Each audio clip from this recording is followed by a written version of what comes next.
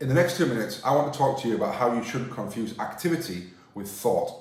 And what I really mean here is that there's lots of things that our students can be doing in our classrooms and we can be keeping busy with, but that doesn't really lead to deep thought and learning. A great quote on this is by Dan Willingham, who says that memory is the residue of thought.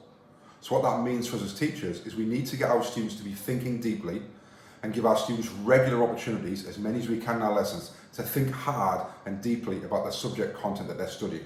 If we don't do this, then they're not going to learn things and they're certainly not going to remember things in the future. Now I read a blog post on this by Tom Sherrington that really kind of sparked my thought on this, and it really made me reflect on, as a teacher as well as a leader, how much in the classes that I have taught and that I have watched when I've walked around the building, have there been activities that students have been really busy with and lots of activity happening, but that hasn't led to deep thinking.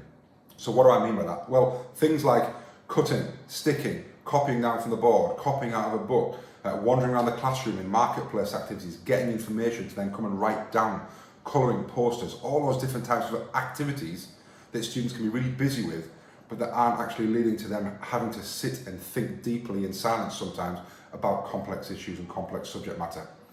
So, really important for us as teachers then to do that, but also as leaders, that we don't then confuse ourselves and our eyes when we walk in the building.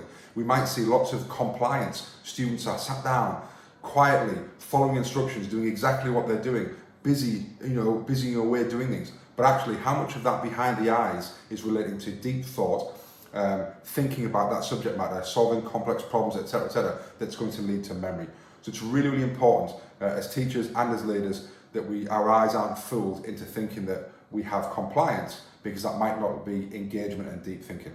If that's been useful for you, then please join the comments below, or wider comments and conversations in your staff room. Please share it with other people, and let's get our eyes to actually be radaring into what's really happening and what really creates great learning and deep thought rather than just compliance.